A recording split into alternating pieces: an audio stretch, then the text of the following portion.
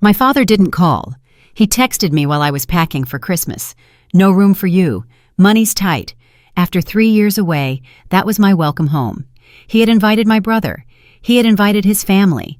He had invited all of his wealthy business partners. He just hadn't invited me, so I replied with a single word, fine. 5 days later, I showed up anyway. This story is fictionalized and dramatized for effect. I remember staring at that text message for a long time. It wasn't because I was surprised. Honestly, if I had been surprised, it probably would have hurt less. But there is something about reading a truth you already know, seeing it spelled out in exactly 12 words on a cold screen, that makes it impossible to continue the pretense. I had been in the middle of folding sweaters. They were nice ones, the kind you save for family gatherings because you want to look put together. You want to look like you have your life figured out, even if nobody in that house has ever actually asked how your life was going. I had already wrapped the gifts. I had already booked the flight. I had already convinced myself that this Christmas would be different, telling myself that 3 years away was a long enough interval for things to change. 3 years. I had not been home in 3 years. It wasn't because I didn't want to return, but because every time I attempted to, there was always a reason why the timing wasn't right. Someone was busy. Someone had plans. Someone needed the guest room for someone deemed more important. And now here was the truth sitting in my messages, as if it had always been there, just waiting for me to finally see it. No room for you. It wasn't a, we wish you could come, or a, we will figure something out. It was just a door closing before I had even reached for the handle. I scrolled through my sister-in-law's social media that night. I shouldn't have. I knew better. But sometimes you need to see the full picture before you can stop making excuses for people. There it was, a retreat, a fancy one, the kind featuring private villas and staff who remember your name and views that look like postcards. My father had rented out space for the entire family, extended family, business partners, people I had never even met. Money's tight. I almost laughed. Almost. My brother was tagged in every photo, him and his wife, their children. My parents were standing beside them as if they were posing for a magazine cover. The perfect family, the complete family. They were complete without me. I thought about calling. I thought about typing out a long, detailed message, explaining exactly how much this hurt, how unfair it was, and how I deserved better than a text message telling me I didn't fit into my own family's holiday plans. I thought about asking why. Why him and not me? Why was it always him and never me? Why had I spent my entire life being the one who got left behind while he was the one who got carried forward? But I did not do any of that. I just typed that one word. Fine. I did it because I was tired. I was tired of explaining myself to people who never listened. I was tired of proving I deserved a seat at a table that seemed to keep getting smaller every time I tried to sit down. I was tired of being the daughter who understood the one who didn't make a fuss, the one who always found a way to be okay with whatever scraps of attention they threw my way. I had been that daughter my whole life, the easy one, the one who didn't need much, the one who could sleep on the couch when the guest room was taken, the one who could skip the vacation when there wasn't enough space in the car, the one who could wait until next time, and the next time, and the next time until next time never actually came. I remember being 12 years old and hearing my father tell me that family vacations were expensive, that they couldn't afford to bring everyone, and that my brother needed the trip more because he was stressed about school. I remember being 16 and hearing my mother explain that the graduation dinner was small, just immediate family, and somehow immediate family included my brother and his girlfriend, but not me. I remember being 22 and watching them move my brother into his first apartment while I took the bus to mine alone. There was always a reason. There was always an explanation. And I was always expected to understand. So I did. I understood. I understood so well that I stopped expecting anything different. I stopped hoping for the phone calls that never came. I stopped waiting for the invitations that were never sent. I stopped believing that one day they would wake up and realize they had 2 children, not just one. But this text, this stupid, careless 12-word text, felt different. Maybe it was because I was older now. Maybe it was because I had spent 3 years building a life where I was not the afterthought. Maybe it was because I had finally started to believe that I deserved more than a family that only remembered me when they needed something. I put the phone down. I finished packing my bags. I did not unpack. That is the part I want you to understand. I did not cancel my plans. I did not change my flight. I did not send a tearful message begging them to reconsider. I just kept going exactly as if the text had never arrived. I acted as if my father had not just told me in the clearest possible terms that I was not wanted. Because here's the thing about being the easy child, the forgettable child, the one who never makes a fuss. At some point, you realize that your silence isn't keeping the peace. Your silence is just making it easier for them to pretend you do not exist. And I was done being easy. I didn't know exactly what I was going to do once I got there. I didn't have a plan. I didn't have a speech prepared. I just knew that for the first time in my life, I was not going to disappear quietly. I was not going to make this comfortable for them. The night before my flight, I sat in my apartment and looked at the gifts I had wrapped.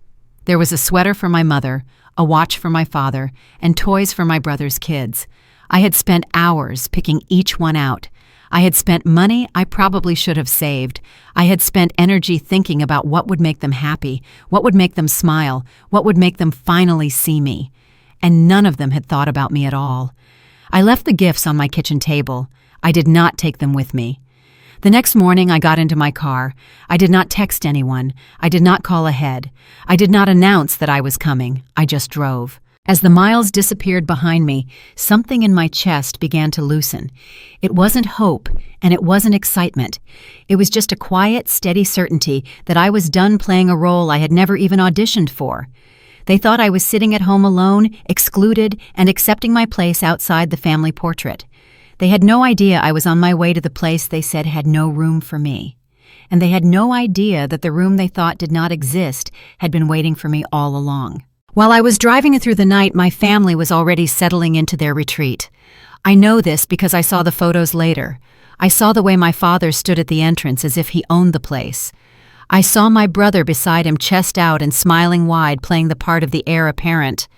I saw my mother in the background adjusting flowers that did not need adjusting, making sure everything looked perfect for people who weren't even family. The retreat was everything you would expect from a place that caters to people with more money than they know what to do with. There were private villas scattered across landscaped grounds. There was a main house with floor-to-ceiling windows and a staff that moved like shadows, appearing exactly when needed and disappearing the moment they were not. It was the kind of place where you never have to ask for anything because someone has already anticipated what you want. My father had invited his business partners. There were men in pressed shirts and women in designer dresses, all of them there to network under the guise of celebrating the holidays. This was not a family Christmas. This was a performance. It was a showcase, a chance for my father to parade his successful son in front of people who might be useful later. And somewhere in all that planning, all that coordinating, and all that careful curation of the guest list, he had decided there was no room for me. I found out later what happened when someone asked about me. One of the partners, a woman my father had been trying to impress for months, had made casual conversation over cocktails that first evening. "Does your daughter live far away?" The question hung in the air for just a moment too long. I imagined my father's smile tightening at the edges. I imagined my mother suddenly finding something fascinating to look at on the other side of the room. I imagined my brother and his wife exchanging a glance, the kind of glance that says they knew this would come up eventually. "She is busy," my father said. "She couldn't make it this year." There was no explanation. There was no elaboration. It was just a neat, tidy dismissal wrapped in a lie. Because that is the thing about my family. They don't talk about me. They talk around me. They talk over the space where I should be filling it with excuses and redirections until everyone forgets there was ever supposed to be someone there in the first place.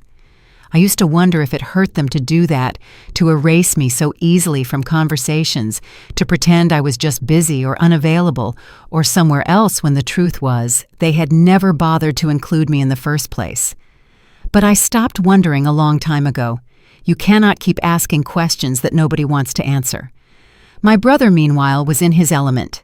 This was his stage. This was the world he had been groomed for since we were children. While I was being taught to take up less space, to need less, and to expect less, he was being positioned at the center of everything. He learned to shake hands firmly, to make eye contact, and to say the right things to the right people. He learned that the world would open doors for him if he just showed up with enough confidence. And it did. It always did. That night, my father raised a glass at dinner. I heard about this too, the speech he gave, the toast to family, to success, and to the future they were building together. He talked about legacy. He talked about the importance of surrounding yourself with people who share your vision. He talked about my brother as if he were already running the company, as if the transition of power were just a formality at this point. He did not mention me. Not once. I was somewhere on a highway when that toast happened. The radio was playing something I do not remember. The road was dark and empty, and I was alone with my thoughts, which is exactly where my family had always wanted me to be, far away out of sight and easy to forget. But I was not going to stay forgotten. I pulled into a rest stop around midnight. I sat in my car and looked at my phone. There were no messages from my family, no check-ins, no questions about how I was spending Christmas. There was just silence, the kind of silence I had grown up with, the kind that was supposed to make me feel grateful whenever they did remember I existed.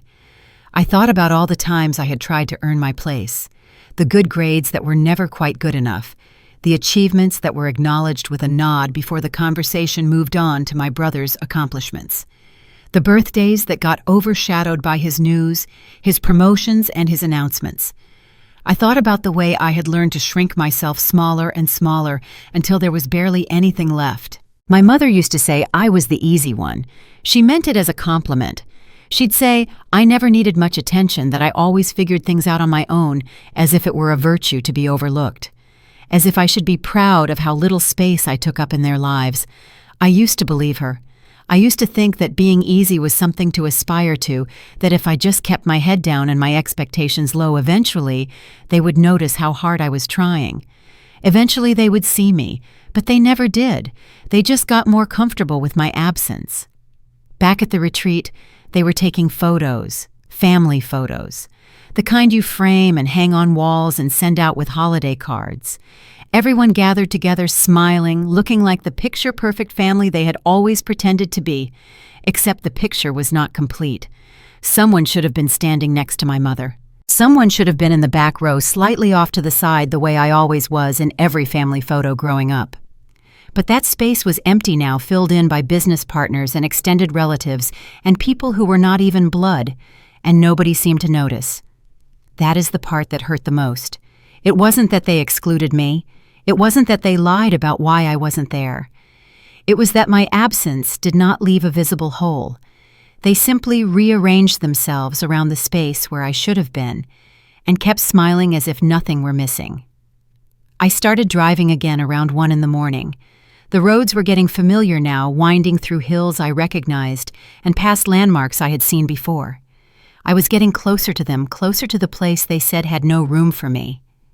They were probably asleep by now, comfortable in their villas, dreaming about all the important connections they would make tomorrow. They were planning their next move in the chess game they had been playing my whole life. They had no idea I was coming. They had no idea that their carefully constructed world was about to get a lot more complicated. And they had no idea that the daughter they had spent decades overlooking was about to walk into a room where she was not supposed to exist. The morning of my arrival, the retreat was in full swing. I know because I parked down the road and watched for a while. I watched the staff moving through the grounds with quiet efficiency. I watched the guests emerging from their villas dressed for breakfast as if it were a photo shoot. I watched my family step out into the sunlight as if they owned every inch of that place. My father walked with the confidence of a man who believed he was exactly where he belonged. My mother floated beside him, nodding at staff members as if she were royalty acknowledging her subjects. My brother and his wife followed close behind their children, running ahead and laughing, unaware of the invisible walls their family had built to keep certain people out. They looked happy. They looked complete. It was as if nothing was missing. I sat in my car and reminded myself why I was there. The retreat was not small. That was the first lie that fell apart without anyone needing to push it. I had looked it up before I left. I'd checked the website and read the descriptions of the villas. I saw the photos of the grounds stretching out across acres of manicured landscape. This was not a modest holiday gathering squeezed into limited accommodations. This was excess dressed up as exclusivity. Money's tight. I almost laughed again. Almost. Later that morning, one of my father's partners made a joke at breakfast. He said something about the place being so massive that you could get lost for days and no one would find you. The manager standing nearby smiled politely and mentioned that they still had several villas available if anyone wanted more privacy. The table went quiet for just a moment. It wasn't long enough for anyone to question it out loud, but it was long enough for the lie to crack a little wider. My father recovered quickly. He always did. He made some comment about how they had everything they needed, how the group was just the right size, and how intimate gatherings were more meaningful anyway. The conversation moved on, but I imagine he felt at that small moment of exposure, that tiny window where someone might have asked why if there was so much room his daughter was not there. My mother must have felt it too. She was always better at deflecting, at steering conversations away from uncomfortable truths, and at making sure nobody looked too closely at the cracks in our family portrait. But you cannot control everything. You cannot anticipate every question. And sooner or later, someone always asks the thing you were hoping they would not. It happened that afternoon. One of the partners, a woman named Catherine, was making small talk with my mother by the pool. They were discussing families as people do when they are pretending to be interested in each other's lives. How many children do you have? What do they do? These were the usual questions that passed the time between business meetings. My mother said she had 2 children, a son and a daughter. Catherine asked about both. My mother spoke at length about my brother, his career, his family, and his accomplishments. She spoke about the way he was positioned to take over the business someday. She talked about him as if he were already a legend, as if the story of his success were written in stone. And your daughter? The question was innocent enough, just curiosity, just conversation. But I imagine my mother's smile flickered. I imagine she took a moment to compose herself before answering. She lives far away. We don't see her as often as we would like. That was all she said. There were no details. There were no stories. There was no proud recounting of accomplishments or milestones. It was just a vague dismissal and a quick pivot back to my brother. I was not part of the story they told about themselves. I was a footnote, an afterthought, something to be mentioned briefly and moved past quickly. While my family was carefully curating their narrative, I was still parked down the road. I was still watching, still waiting for something I could not quite name. I was not nervous, which surprised me. I had expected to feel anxious about showing up uninvited, about walking into a situation where I had been explicitly told I was not welcome. But I felt calm and steady, as if I were finally doing something that made sense, instead of just accepting whatever scraps they threw my way. Around noon, I saw the manager walking across the grounds. He was speaking to a staff member, pointing toward the western edge of the property where the private villas sat. The staff member nodded and disappeared in that direction. I found out later what that conversation was about. There was a villa that had been held separately from the main group. It was reserved under a different name, a name the staff recognized but never mentioned to the family gathered in the main house. It was a villa that had been waiting quiet and ready for someone who was not supposed to be there. My family thought they controlled the guest list. They thought they knew everyone who belonged at that retreat. They thought they had successfully excluded the one person who complicated their perfect picture. But they did not own this place. They were just renting it, and someone else had been here first. That evening, as my family gathered for dinner, I drove the rest of the way up the road. I parked where no one would notice. I walked toward the entrance where the staff would recognize me and my family would not expect to see me. The lights were on in the main villa. I could hear laughter through the windows, the clink of glasses, and the murmur of conversation. I heard my father's voice rising above the rest, telling some story that everyone was pretending to find fascinating. They were celebrating. They were toasting to the family. They were congratulating themselves on this perfect gathering they had created. And they had no idea that the daughter they had written out of the story was standing just outside the frame. I did not go in that night. I did not announce myself. I just checked into my villa, the one that had been waiting for me, the one they never knew existed. The staff greeted me by name. They welcomed me back as if I were returning home after a long trip. They made sure everything was exactly how I liked it. And for the first time in as long as I could remember, I felt like I belonged somewhere. It wasn't because my family had made space for me. It was because I had claimed my own space, because the place they thought had no room for me had always had room, just not for the daughter they expected me to be. That first night in my villa sleep was impossible. It wasn't the uninvited arrival that kept me awake. It was the decades of training that had led me here, the quiet, lethal lessons in how to be excluded without making a sound. I checked my phone at midnight. A message from my mother sat there glowing in the dark. "Hope you are having a nice Christmas. We are thinking of you." No apology, no mention of the retreat. Just a tidy, strategic note to satisfy her conscience without actually having to offer me a seat. I didn't reply. For years I had sent back cheerful lies to make them feel better about forgetting me. Not tonight. I was 8 years old the first time I understood my role. We were leaving for a trip, and I remember my father standing by the car looking at the seats, then at me.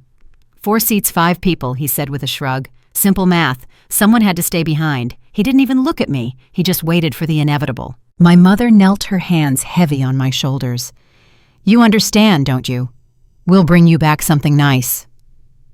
I nodded because that was the script. I watched them drive away, and when they returned, they handed me a cheap keychain from a gas station.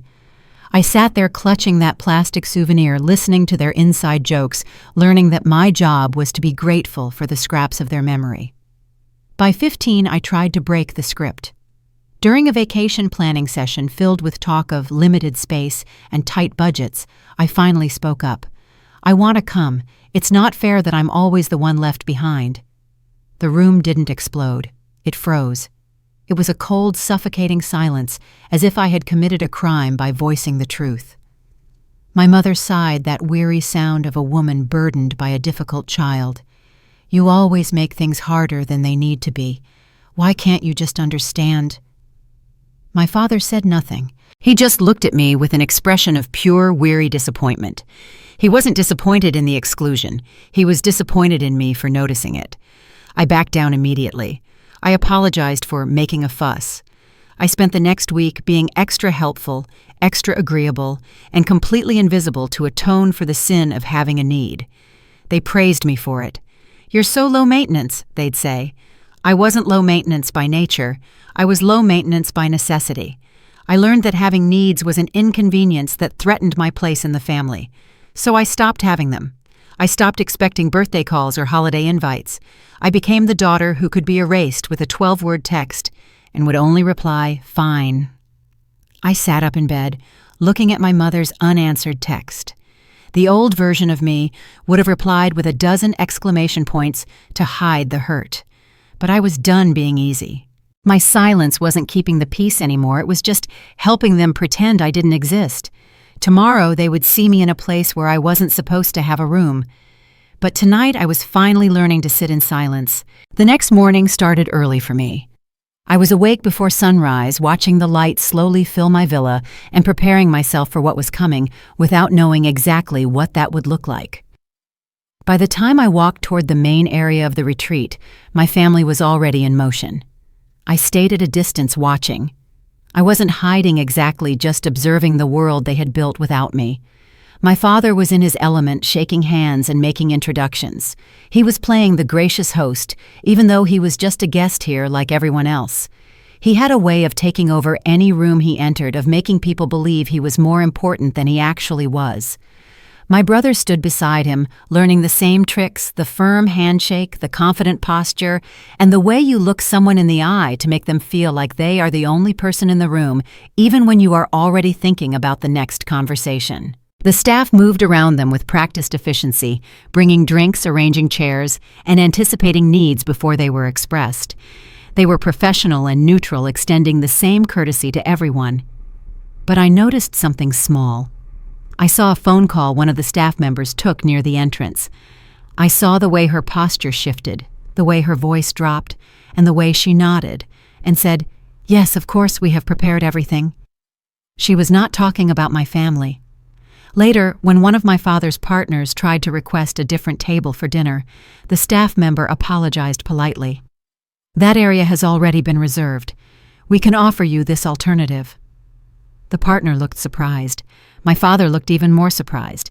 They were not used to hearing no in places like this. The adjustment was small, so small that anyone watching might have missed it. But I did not miss it. I knew what was happening. The world they thought revolved around them was operating on a different axis entirely. My brother noticed something was off. I could tell by the way his confidence flickered when the staff did not jump immediately at his request. He was used to being the center of attention, used to people scrambling to make him comfortable. This subtle resistance was unfamiliar. "Who is using the West Wing?" someone asked casually. "A regular guest," the staff member replied. "Nothing more." My father's eyes narrowed. He did not ask follow-up questions, but I could see him calculating, trying to understand why the space he thought he controlled was not quite as controllable as he expected. I moved through a different part of the retreat that morning, away from the crowds and away from the performance my family was putting on for their partners. The staff greeted me differently here. It wasn't just polite, it was familiar. They knew my name without checking any list. They adjusted their tone, their speed, and their attention. The contrast was subtle but unmistakable. In the world where my family was performing their importance, I was simply being recognized. At lunch, I saw my father scan the room. He was looking for something, someone. Maybe he was trying to identify who the mysterious regular guest was, or maybe he was just uncomfortable with the idea that there was a layer of this place he did not have access to. His partners were starting to notice, too, the little inconsistencies, the way the staff responded faster to requests from certain areas, and the way some spaces seemed reserved for people who were not in their group. One partner leaned over to my brother. "I thought your father knew everyone here." My brother smiled, but it did not reach his eyes. "He does. This is probably just a scheduling thing." But it was not a scheduling thing, and somewhere in the back of his mind, I think he knew that. My mother was trying to hold everything together. That was her job. That had always been her job. She'd smooth over the cracks, keep everyone comfortable, and make sure no one looked too closely at anything that might disrupt the surface. She was good at it. She had been doing it my whole life. But even she could not control what she did not understand. That afternoon, I saw her pause near the entrance to the West Wing, the area where my villa was. She looked down the path as if she were trying to see something that was just out of reach. A staff member approached and asked if she needed assistance. She shook her head and said she was just taking a walk. But I saw her face.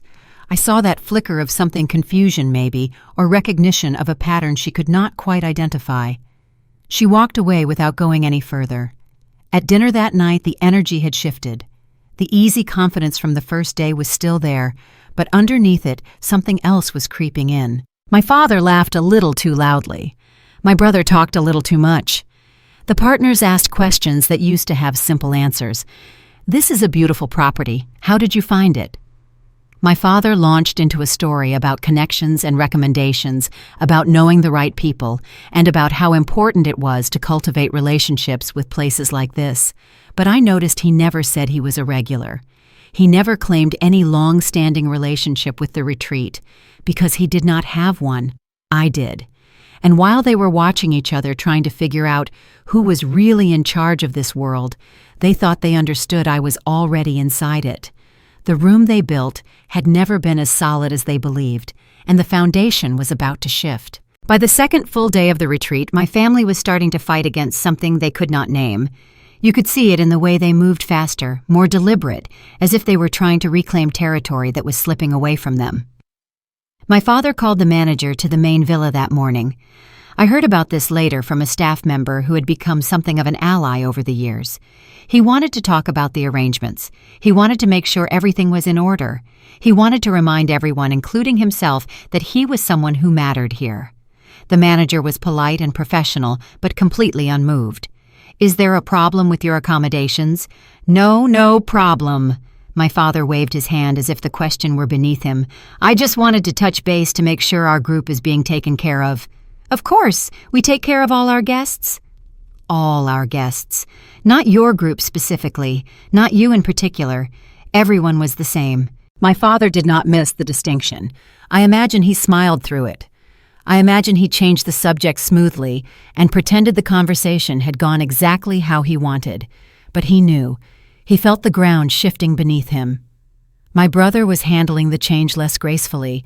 He had grown up expecting the world to rearrange itself around his needs. When it did not, he pushed harder.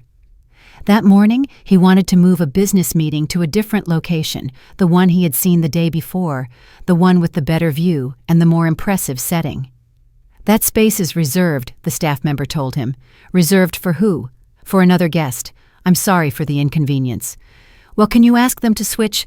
The staff member's face did not change. I apologize, but we cannot accommodate that request. I can picture my brother's expression, the flash of irritation he was not quite fast enough to hide. He was not used to this.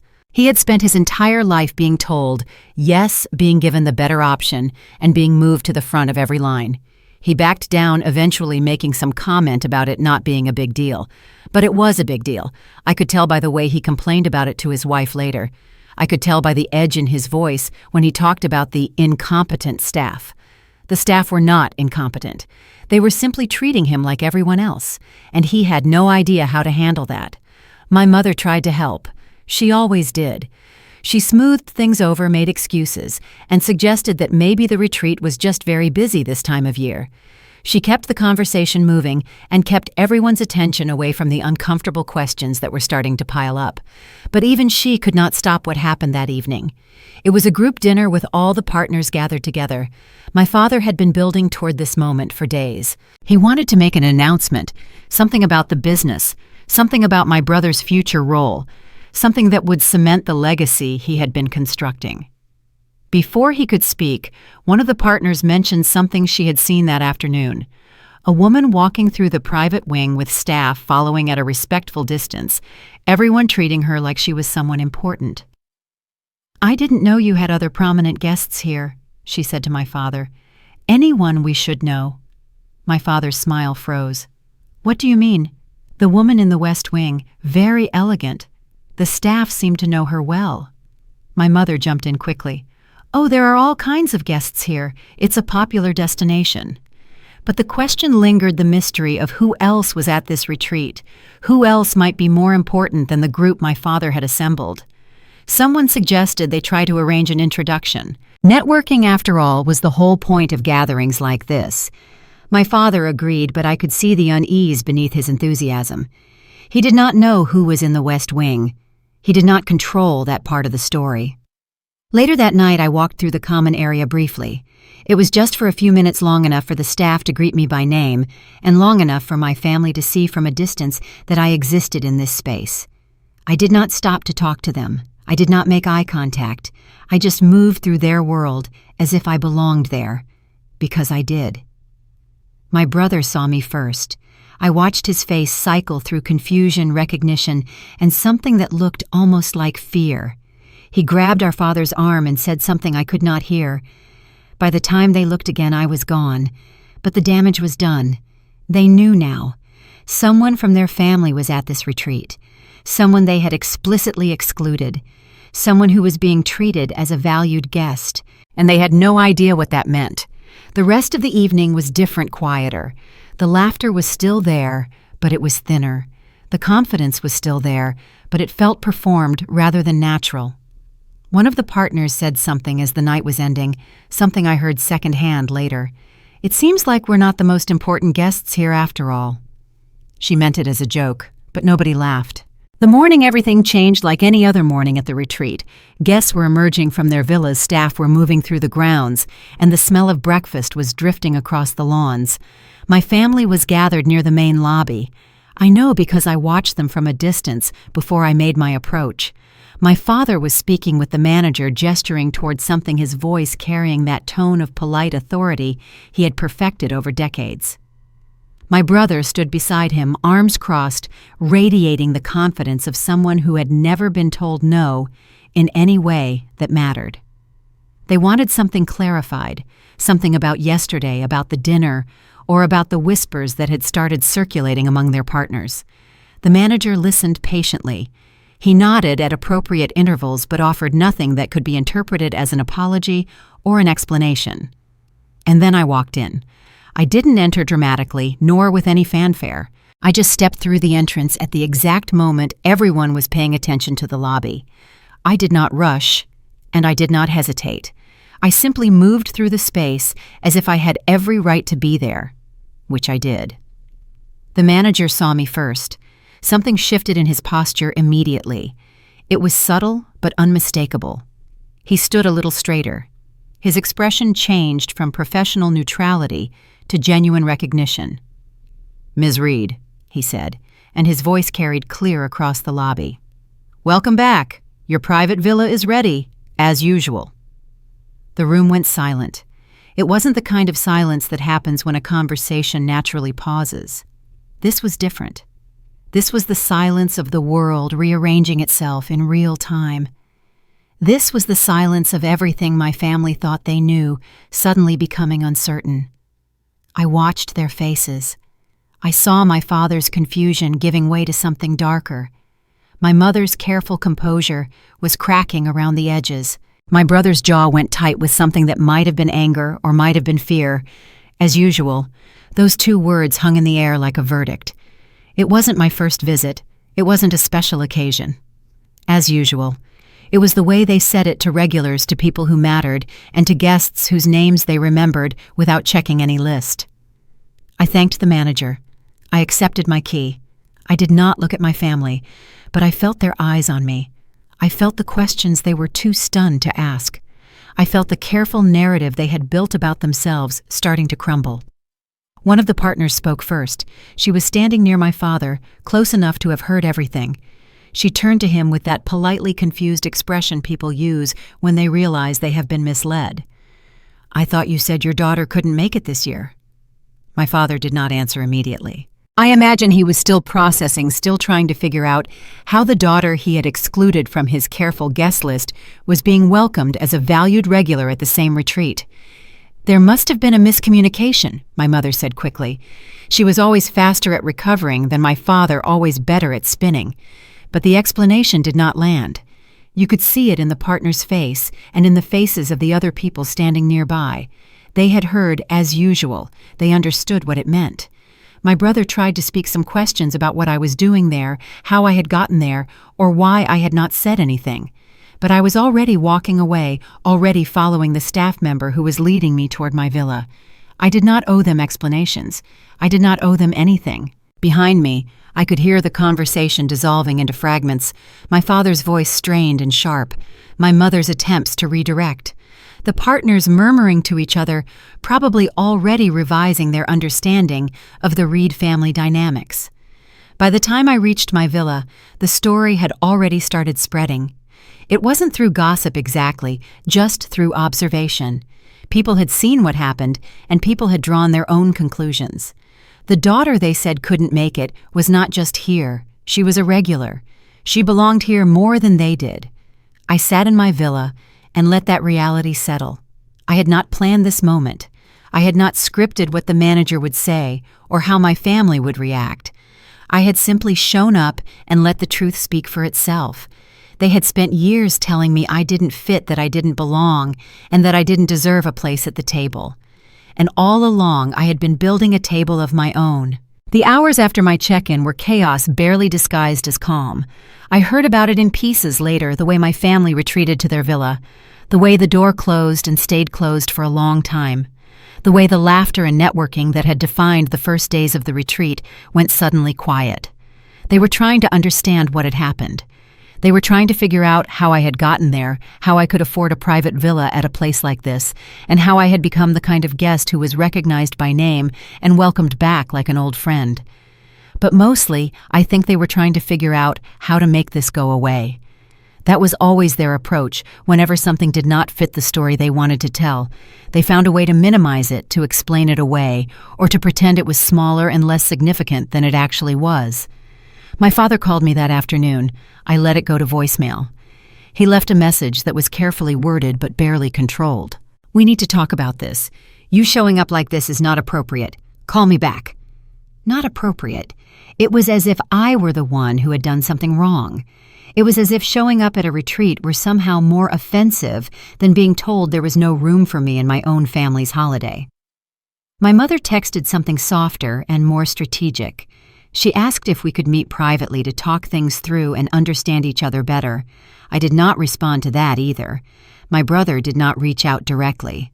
But I heard from a staff member that he had been asking questions trying to find out how long I had been coming here, trying to understand what kind of arrangement I had, and trying to figure out how his little sister had somehow slipped past him into a world he thought was exclusively his. The partners were asking questions, too, questions that were more subtle and more polite, but definitely curious. The daughter they had barely heard mentioned was suddenly the most interesting person at the retreat. The mystery of her presence was more compelling than whatever business discussions my father had planned. That evening, my family made their first real attempt at damage control. My father approached one of the partners at dinner. I watched from a distance as he leaned in close, speaking quietly, probably offering some explanation for why his daughter was here when he had said she couldn't make it. He was probably spinning some story about miscommunication or last-minute changes. The partner listened politely and nodded at appropriate intervals. But when my father finished speaking, she did not offer the reassurance he was looking for. She just said something non-committal and changed the subject. That was when I realized something important. My father's power here was not what he thought it was. He was a guest, not a host, a customer, not an owner, and the people he was trying to impress were capable of forming their own opinions. My brother tried a different approach. He cornered one of the staff members and demanded answers about the West Wing, about who was staying there, about what kind of access the guests had, and about how long this arrangement had been in place. The staff member was polite but firm. "I cannot discuss other guests' arrangements. I apologize for any inconvenience." My brother pushed harder. I could see it from where I was standing, the frustration building in his posture, and the way his voice got louder when he did not get what he wanted. But the staff member did not bend.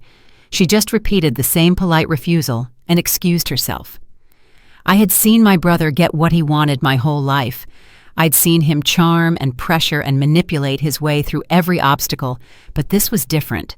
This was a system that did not care about his name, his connections, or his father's money. That night, one of the partners said something that circulated through the group like wildfire. "It seems like the Reed family is more complicated than they led us to believe." It wasn't meant as an insult exactly, just an observation, but in the world of business relationships and careful networking, it was devastating. My father had spent years building an image presenting himself as the patriarch of a successful, unified family. Now that image had cracks that everyone could see. I did not enjoy their discomfort. That surprised me a little. I had expected to feel satisfied, maybe even triumphant. But mostly, I just felt tired of being part of a family that required so much performance, tired of being the secret they tried to hide, and tired of watching them scramble to protect an illusion that had never included me anyway. But I also felt something else, something that felt a little like freedom. Their opinion of me was no longer my problem. Their narrative about our family was no longer my concern. Whatever they told themselves to sleep at night was their business, not mine. I went back to my villa and slept better than I had in years. The day after the chaos, something shifted. It wasn't in my family. They were still circling, still trying to figure out how to reclaim the narrative. But something shifted in the world around them, the world that had started to see things differently. It started with an invitation. One of the partners, a woman named Diana, who had built her own company from scratch, asked if I would join her for breakfast, just the two of us away from the main group. I said yes. We met in a quiet corner of the retreat, a place where the staff brought things without being asked, and the morning light came through the windows at just the right angle. Diana was everything my family would have wanted to impress successful, connected, and the kind of person who opened doors just by knowing your name, and she wanted to talk to me. "I didn't realize the Reeds had such an interesting daughter," she said. She wasn't being sarcastic. She was genuinely curious. "They don't like to advertise it," I replied. "I can imagine." We talked for a long time about my work, about my path, and about the choices I had made that led me here to a place where I was recognized as a regular guest at a retreat my family thought was exclusively theirs. Diana did not ask for explanations about my relationship with my parents. She did not pry into the family drama that was becoming increasingly obvious to everyone. She just treated me like what I was, a person worth knowing, someone with my own story, independent of the family that had tried to erase me. Toward the end of breakfast, she said something that stayed with me. I know what it's like to be underestimated by people who should have known better. The best revenge isn't proving them wrong. It's building something so real that their opinion stops mattering. I think she saw something in me that my family had never bothered to look for potential worth, and the kind of substance that doesn't need external validation to exist. Later that morning, I saw my family watching from across the grounds. They had seen Diana and me together. They had seen the way we talked like equals. They had seen me being accepted into a world they had assumed was closed to me. My brother tried to approach Diana afterward. I saw him introducing himself, shaking her hand and trying to work his charm. She was polite but brief, moving on quickly. He stood there for a moment after she walked away, looking lost, looking like someone who had just realized the rules he had always played by might not work everywhere. That afternoon, I was invited to a private gathering, a small group of guests who had been coming to this retreat for years. It was the inner circle, if such a thing existed, people who knew each other, who did business together, and who trusted each other in ways that went beyond holiday networking. My family was not invited. I don't know if they knew about the gathering or not, but if they did, the exclusion must have stung the same way every exclusion had stung me. Growing up, the same way being told there was no room had stung a few days ago. The difference was that I had found my own room. I had built my own space. I had earned my place through years of quiet work that they had never bothered to notice. That evening, Diana made a formal introduction. She told the group about some of my accomplishments and suggested we might find opportunities to work together. No one asked about my family. No one seemed interested in the Reeds or their drama. They were interested in me and what I could bring to the table and in what I had built on my own. For the first time in my life, I was not an extension of someone else. I wasn't my father's daughter or my brother's sister. I was just myself. When I walked back to my villa that night, I felt something I had not felt in a long time. It wasn't triumph exactly, nor was it revenge. It was just peace. I had spent so many years fighting for a place in a family that did not want me, and all along there had been other places, other people and other tables where my presence was not just tolerated but valued. My family had been so focused on excluding me that they never noticed I had stopped needing their inclusion. The next morning, my father's careful world began to fall apart in earnest. It didn't happen dramatically with explosions or confrontations, but quietly, piece by piece, like a building whose foundation had finally given way. It started with a phone call. One of his partners called to reschedule a meeting they had planned for after the retreat. Something had come up. They would be in touch. They were very sorry for the inconvenience. My father took the call in stride. These things happened. Business was unpredictable. Then another call came, and then another. 3 meetings were rescheduled. 2 prospects were suddenly unavailable. 1 investment conversation was put on indefinite hold. Nobody said anything directly. Nobody mentioned his daughter, the awkward dinner, or the whispers that had been circulating since my unexpected arrival. They just became busy, unavailable, hard to reach. My father did not understand at first. He kept making calls, kept sending emails, and kept trying to salvage the connections he had spent the retreat building. But the responses got slower. The enthusiasm dimmed. The doors that had been opening for him started closing one by one. My brother was facing similar problems. An opportunity he had been cultivating for months suddenly went cold. A partner who had seemed eager became politely distant. His wife noticed the change before he did. I heard her asking him what was wrong and why everyone seemed so different. He did not have an answer. He could not admit what was becoming increasingly obvious. The world they had built was not as stable as they thought. That afternoon, my mother tried to approach me directly. She found me on one of the walking paths far from the main gathering areas. I saw her coming and did not walk away. "We need to talk," she said. "About what? About all of this." She gestured vaguely, encompassing the retreat, the situation, and everything that had gone wrong. This isn't how things were supposed to go." "How were things supposed to go?" She paused. She looked at me as if she were really seeing me for the first time in years. "I don't know," she admitted, "but not like this." There was something almost honest in that moment, something that might have been the beginning of a real conversation. But then she continued, "You showing up like this has made everything very difficult for your father, for all of us. I don't understand why you would do this." And there it was, the same pattern, the same deflection. Even now, standing in the middle of the consequences of their choices, she could only see my actions as the problem. "I didn't do anything," I said. "I just showed up." She did not know how to respond to that. I could see her searching for an argument, a justification, or something that would make this my fault instead of theirs. She couldn't find one. I walked away before she could try again. That evening, the final blow came. One of the partners my father had been most eager to impress approached me at dinner. She was gracious about it and professional. She just wanted to introduce herself properly, say she had heard good things about my work, and say she would love to stay in touch. She gave me her card, made plans to follow up, and treated me like someone worth knowing. And my father watched the whole thing from across the room.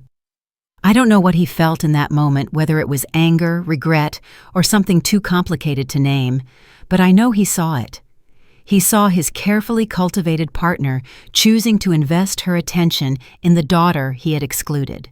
He saw the power dynamics of his world shifting in ways he could not control. Later that night, my brother confronted me directly. He found me near my villa, standing in the darkness and looking at the stars. "What are you doing here?" he demanded. "What's your game?" "I don't have a game." "Then why are you doing this to us?" "I'm not doing anything to you. I'm just existing. You are the ones who decided that my existence was a problem." He wanted to argue. I could see it in his face. But he did not have the words. He had spent his whole life being handed things without having to fight for them. He did not know how to respond when someone simply refused to play along. He walked away without saying anything else.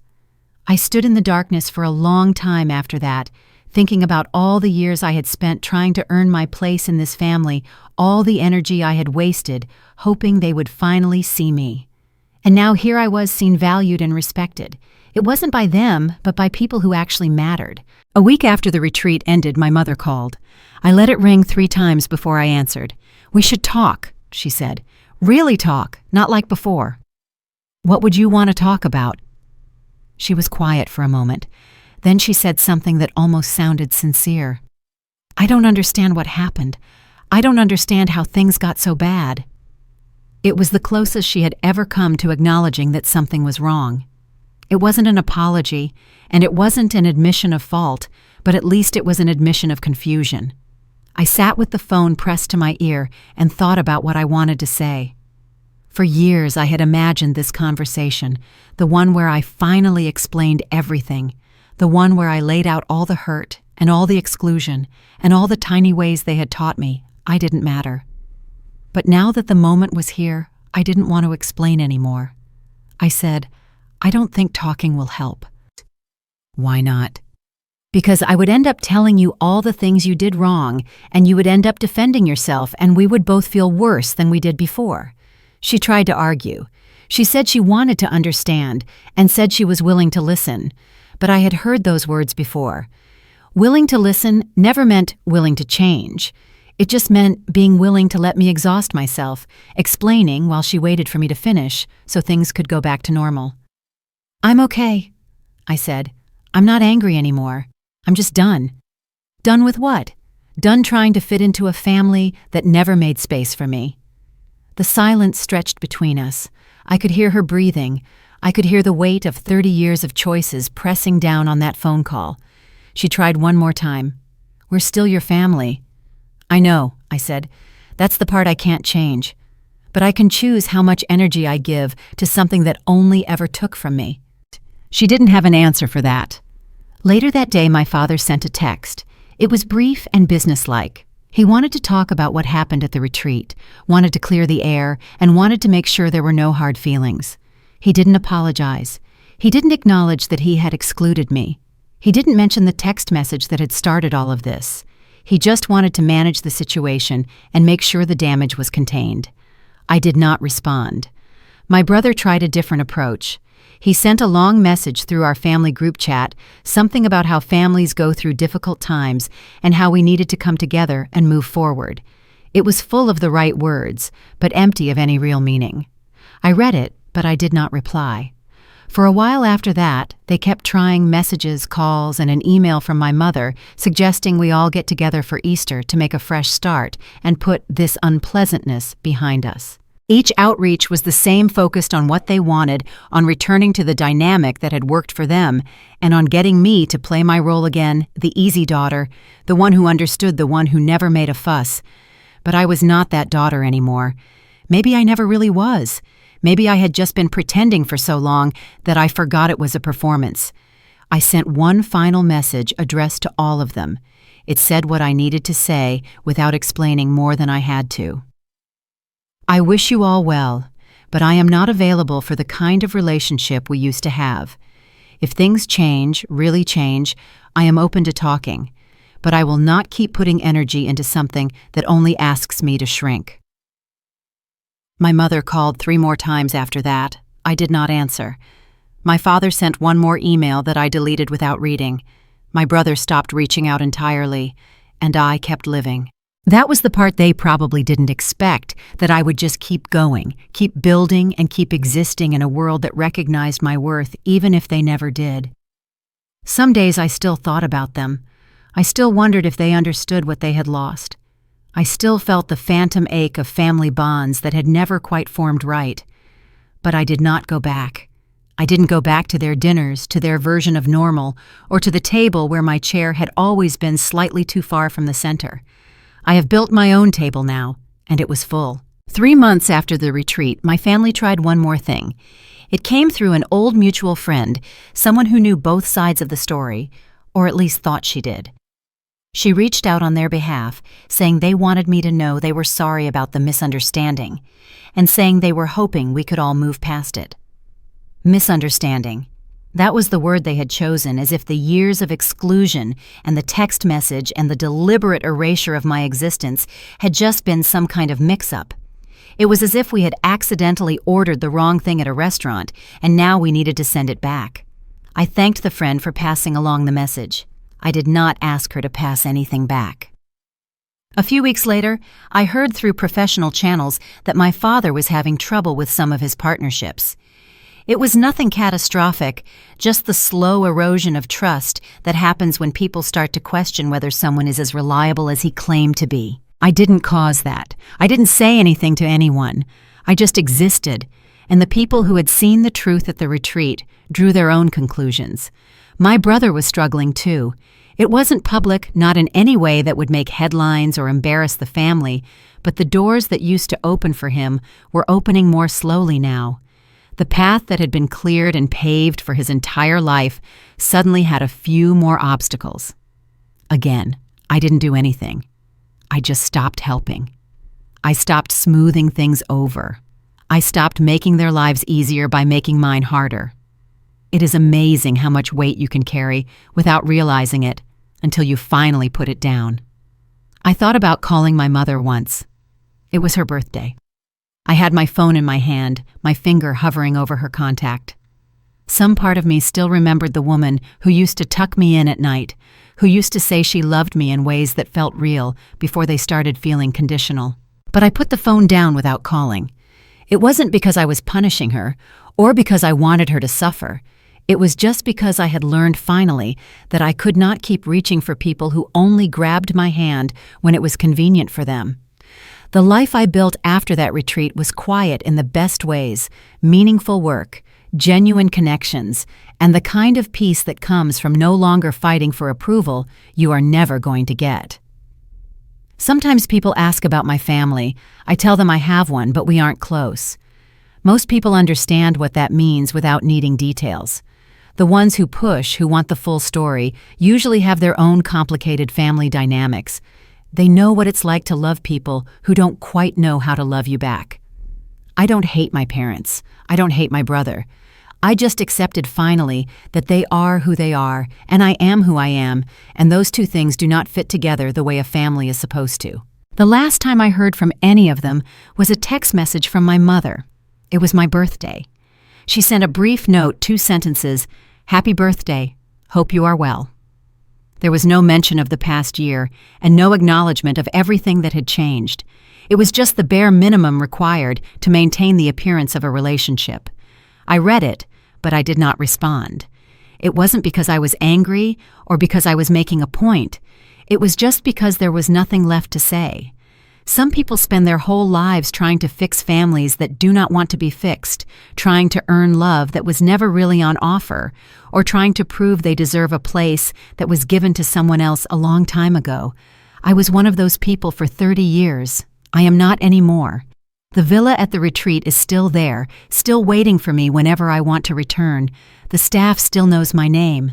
The people I met there still reach out, still invite me to things, and still treat me like someone worth knowing. And my family still gathers for holidays in places where they tell themselves there is no room for me. But I have stopped looking for room in their house. I have stopped waiting for an invitation that was never going to come. I have my own room now. I have my own house. My own life is full of people who chose me without being asked. And that is enough. That is more than enough. That is everything I ever needed and never knew how to ask for.